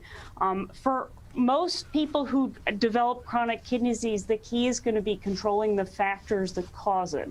So the diabetes, hypertension, sometimes there are other less common diseases that we can treat with steroids or other medicines. So often we can at least slow the process, but if we wait until a person has symptoms, there may not be a whole lot we can do but prepare to treat the sequela. So that's why we like to get in at the beginning and diagnose the kidney disease early. So before we say goodbye, can we talk a little bit about transplants? Is that an option? Absolutely. And I always say that if you took 100 nephrologists and asked them what they would do if their kidneys fail, all of them would say transplant. It is absolutely the best way to live a normal or almost back to normal life if your kidneys have failed. So transplant is an option for many people. It's not for everyone, but it's definitely something everybody who is living with kidney disease should think about if their kidney disease is progressing. There are about 90,000 people in this country waiting for a transplant, and we like, also part of Kidney Day is just raising awareness of the need for transplant as well. So for people who, should they sign their donor card on their driver's license? Absolutely, yes. Everybody should do that. If there are any questions about that, there are plenty of resources on the kidney.org website, which is the National Kidney Foundation. We as nephrologists are also happy to answer questions like that. But transplant is a wonderful success, and it offers some hope for our patients whose kidney disease has unfortunately progressed beyond the point where we can bring it back. And if they're able to get a transplant, can they go on to live a pretty normal life? Yes. You have to take medications, but yes, your kidney function has been replaced by the next best thing, which is somebody else's kidney. So. Well, Dr. Lisa Cohen, we so appreciate your time with us here today. Thanks for having me. Again, Beaumont Health will be hosting a community discussion tomorrow, March 11th, for World Kidney Day. And you can find out more if you go to nkfm.org and sign up for that community discussion. We're going to take a quick break here on the Megacast, and then when we come back, we'll round out the show talking about seat sitters. What exactly is it and why you want it now, especially now if you're going to be traveling. This is the Oakland County Megacast.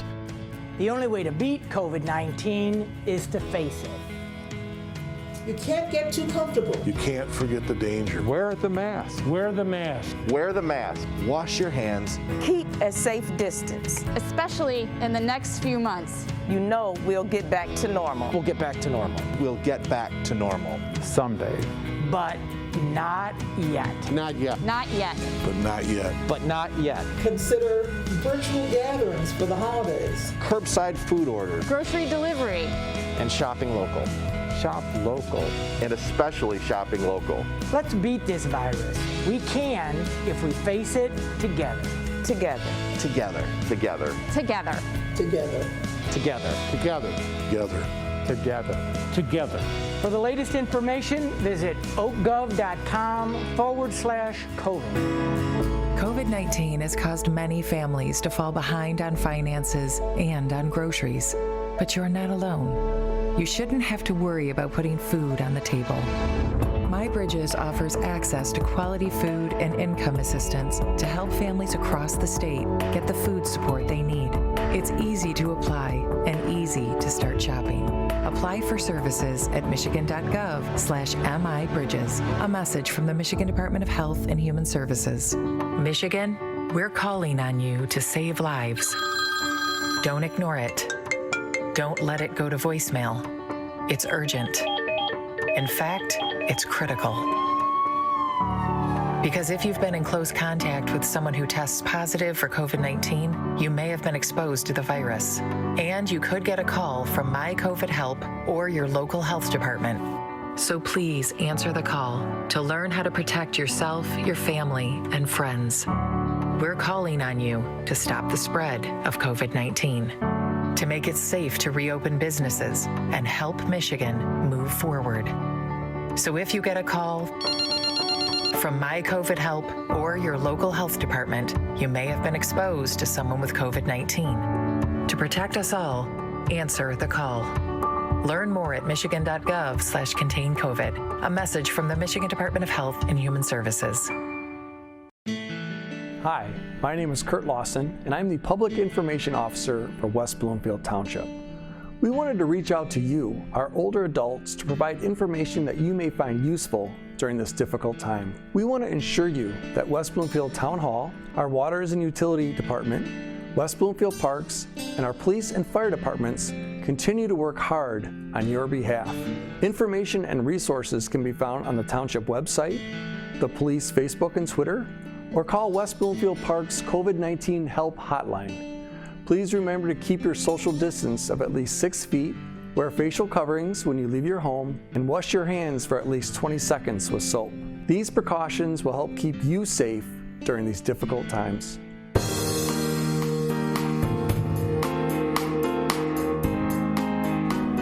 Great to have you back with us here on the Megacast. You can always catch Tyler and myself here in the studio Monday through Friday, 10 a.m. until noon. Catch us on Civic Center TV, Birmingham area municipal access. You can also check us out, Channel 15 on Comcast 99 on AT&T if you have cable, or listen to us on the radio, 89.3 Lakes FM, 88.1 FM, The Beth. The travel industry, Tyler, has been one of the hardest hit industries throughout this entire pandemic. We are starting to see more and more people feel more comfortable with traveling. I believe this past Sunday, it was like a record of 1.8 million people traveled on that one day, as so many people are trying to do a little relaxation. And during the middle of the pandemic and getting away for spring break. But even before the pandemic, I always called it airplanes cootie shoots.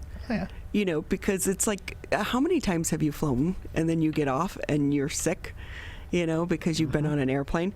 Well, our next guest here with us on the Megacast has kind of come up with a solution for all of this. Gina Hoenshield with us. She is the CEO for Seat Sitters, joining us now on the Megacast. Thank you for being with us. Thank you so much for having me. This is ingenious. Explain to those who maybe don't have a computer in front of them, what exactly is Seat Sitters?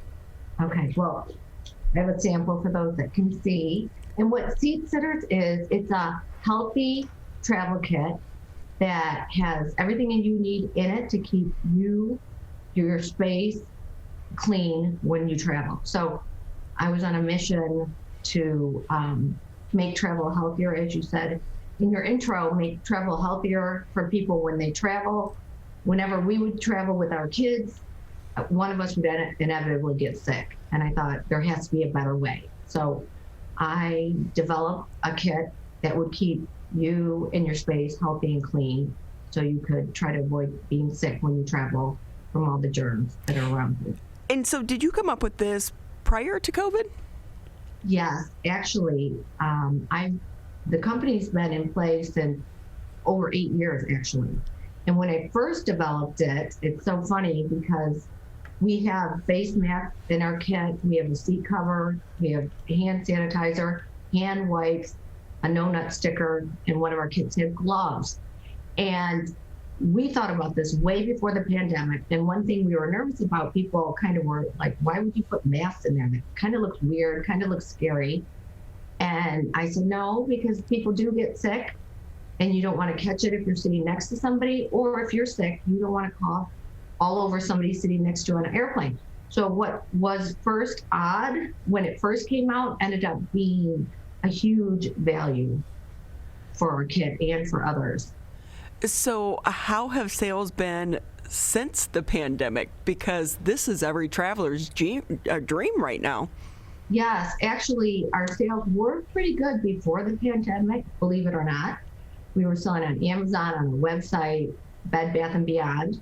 But when the pandemic hit, it was all hands on deck. We sold out during the pandemic, but we were trying to fill orders as quickly as it can. It just exploded.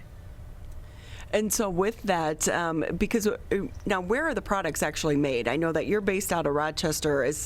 Where are the products made? Are they here locally? Well, it's a combination of the U.S. and overseas, the kit. So some things that we can use from the U.S. we do, and some things we have to source overseas. So I know that sales took off, but so many people weren't traveling for so many months. So what did they still want this for when they were going to travel again eventually? Yes. Actually, one of our customers, we have a lot of loyal customers, and we bend over backwards. We have great customer service. We try to get the kits out to them immediately. But our customers had told us that, hey, could I use this in a movie theater? Can I use it in the doctor's office? And then a light bulb went off and we said, absolutely. So then we realized the kit isn't just for flying. It's for everyday life. It's for travel wherever you go, whether you go to the doctor's, a spa, an emergency room, if you go to the park. It's versatile to anywhere you go, ride shares, Ubers, anywhere you need a clean space. Another important area that we discovered, which we hope to move forward with, is for people that are getting chemo and cancer treatments, the kit is perfect for keeping that area sanitary for the immune compromised people. Because you don't realize there's a lot of germs on the chairs coming and going for chemotherapy. And for no fault of the hospitals, everybody's doing the best job they can to keep everything clean, and even more so with the pandemic. But nobody's going to clean your space as well as you are. So we want to make it so that the person is cleaning their own space. They can have peace of mind knowing that the space is clean, and they can get to areas where other staff members might miss. So it's like doing your double due diligence to make sure you stay healthy and clean. Yeah, I think, Gina, after this pandemic, we are all looking at germs completely different and the surfaces that we touch, because before you wouldn't think twice about going into a grocery store and grabbing the cart. Now you would never dream of doing that and not wiping it down. So with that, we're all a bunch of germaphobes now.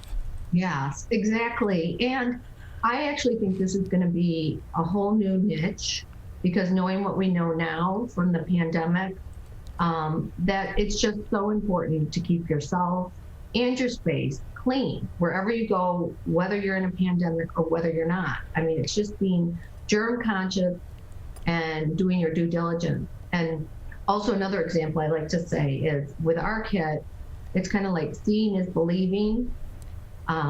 And I liken it to, like, if you have a cleaning lady and she cleans your house, and then you look and you're like, oh, she missed this, she missed that. Well, nobody's going to clean your house as well as you.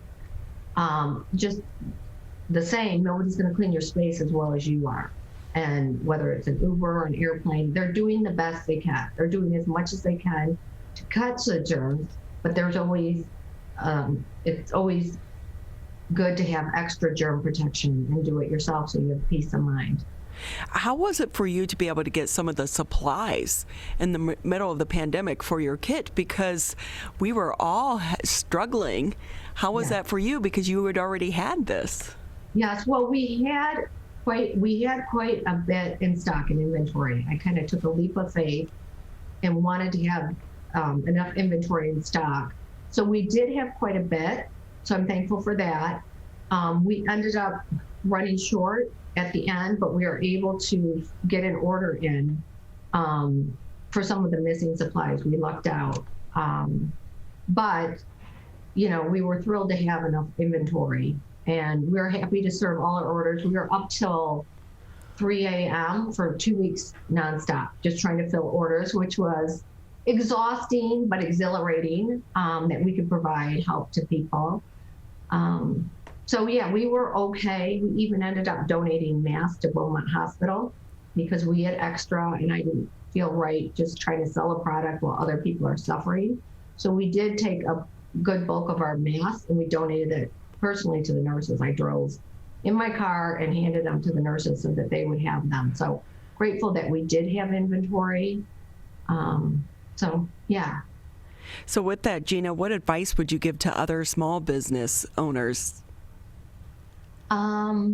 As far as running a product, I would just say, I mean, it's a fine line between being prepared and overstocking. So when you launch with your business, just make sure you have enough to keep yourself healthy and clean and enough supplies that you can deliver to your customer. And also just educate your customers to be aware of what they can do personally. We like to say that we're giving the power back to the customer and educating the customer to be proactive and make sure their space is clean themselves, in addition to what all the other businesses and organizations are doing. It's a group effort. Keep yourself clean, keep the area clean for others. So. Gina Hoenshield with us here on the Megacast. She's the CEO for Seat Sitters, a company that she launched in 2018, and perfect timing, really, when we find ourselves in the middle of a pandemic, because you were able to get your business up and going, and then the pandemic hit, and we were all looking for ways to keep safe and keep clean during this time. But with that, tell us more, like the actual seat cover, is it washable? Yes, we have a seat cover in our kit. Here's a picture of our kit for those that are watching. So this is easy and packable and something you can carry with you too. So yeah, it's very lightweight. We wanted to make it convenient and easy to use and lightweight and not add to anybody's luggage or travel. It comes with a seat cover that is washable and reusable. We say up to 5 times. It's easy to reuse, or you can dispose of it if you just want to use it once. Most people use it more than once, and they wash it. It comes with 2 tray table covers for the airplane tray table, but it's also versatile for restaurants and picnic tables. You can use the tray covers anywhere. It also comes with 2 masks. It comes with hand wipes, a 10-pack, so that you just don't have one hand wipe. So it's a complete round trip. And then it comes with hand sanitizer and also a no-nut sticker, because we're trying to help those people that have nut allergies, and allergies travel safer as well. And then our lifestyle kit also has 2 pairs of gloves in it. So it's something that you can reuse, something that's recyclable. We try to be as eco-friendly as we can, recycle, reuse, to be environmentally friendly. That was very important. So what's the cost for the kit? The kit is $28.50. Yes, and we're sold on Amazon, on our website, on Bed Bath & Beyond. We just launched on Walmart as well. So we're growing, which is great. Right? I mean, if you can get in with Amazon and Walmart and Bed Bath & Beyond, and this is just a perfect timing because of what we're going through. How do you think that you're going to continue to grow or change this business as well? Well, we're trying to educate consumers, like I said, to put the power in your hands and be proactive and just throw this in your car. Use it for airplane travel, but put it in your car so you have it. So you're not scrambling for your gloves or your mask like so many of us are. It's all there, so you don't have to worry about it. And just make it easier for people to get. We're trying to be on more platforms, and also we're constantly evolving with our product. If customers tell us that they want us to add something, we're open to that. We're trying to grow for the customer. We're also looking into expanding with different colors and be a little bit more fashionable, a little bit more fun with some other lines. So there's a lot of exciting product expansions that we're always looking at to keep it fresh and keep the customers happy and give them what everybody needs. Gina, it's been great talking to you. Anything maybe we didn't touch on before we say goodbye? Not really. I mean, it's just like I said, it's a product that you will see that will be needed. It's for everybody and it's for every circumstance pretty much. But I'm just proud to have a product that helps make people's lives healthier and cleaner and and just environmentally friendly. I always say travel with my inspiration, but staying healthy is my passion. And that's kind of the story behind this kit. But yeah, I'm very proud to have this kit. Also, one other thing I knew when I was going to start a business, because it takes a great deal amount of time, that I have 2 children and I wasn't going to necessarily take time away from them, but I was going to make them come along on the journey with me. So they've been with me every step of the way, learning and observing and helping out as well. And that was equally as important to show them and involve them in the company as well. Oh, that's great. So it's been a learning experience for the entire family. And with that, Gina, have you traveled since the start of COVID? Yes, I have. And I got my kit. And it's actually funny because before COVID, one of our biggest fans were flight attendants. They love us. And they're like, oh my gosh, we need to get one. They're aware too that there's many germs in spite of the cleaning. But I've flown, used it. I feel great. And as people enter traveling and as they feel comfortable, we want to give them peace of mind that they could take this kit with them and travel and start getting back to normal with peace of mind by keeping themselves and their space clean. Oh, we can't wait to get to that day. I will say, I think you need to get these in some of the airport gift shops. You know, those last-minute pickup things. That would be perfect in there. Yes, we are working on that actually. So fingers crossed that will be in many of the airport stores soon. Yeah, because I think even post COVID-19, the fear of germs is going to be staying with us for a long time. Gina, it's been great having you with us. Thank you so much for having me. It's been a pleasure. Gina Hoenshield with us here. She is the CEO of Seat Sitters. And you can just Google them and it will pop up on Amazon. It's one of the first things that came up when I Googled them this morning. We're going to take a quick break here on the Megacast before we say goodbye for the day.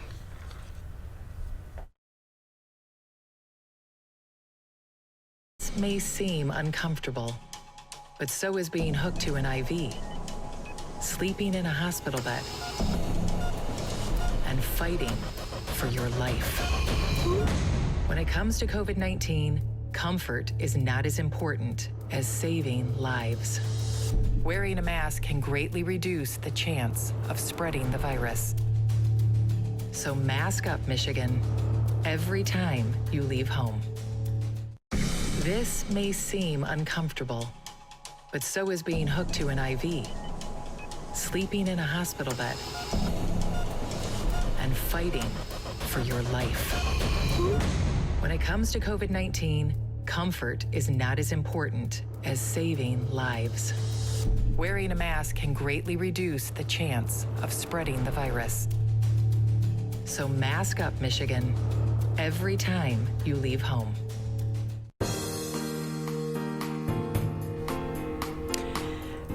thank you for taking time out of your day to be with us here on the Megacast. Tyler and I are always here Monday through Friday, 10 a.m. until noon. If you miss a portion of the show, or if you want to catch up on some of our previous interviews, you can always do that just by going to civiccentertv.com and click on the Megacast. That's where you'll find full episodes going back almost a full year now. But also if you click on the on-demand section, that's where you'll find the individual interviews.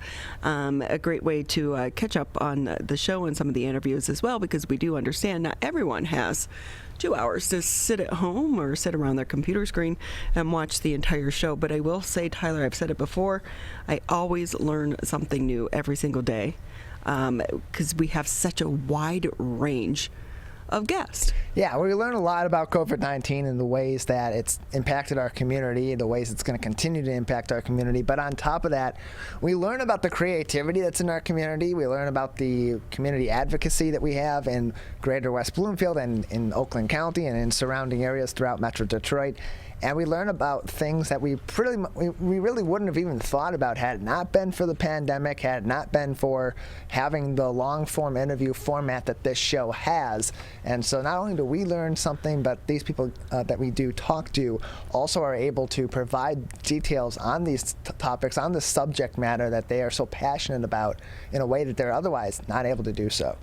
I will say, if anyone missed the interview with Automation Alley, yes, he was our first interview of the day, go onto the website and watch it because it was fascinating and some good things that are coming out of the COVID-19 crisis. Also, as a reminder, to mark the 1-year anniversary of the first COVID-19 case here in the state of Michigan, the governor is asking everyone to turn your porch lights on tonight from 8 p.m. until 9 to honor all of the victims from COVID-19 here in the state of Michigan. That's going to wrap it up for the Wednesday edition. We will be back here Thursday morning, 10 a.m. for another edition of the Megacast.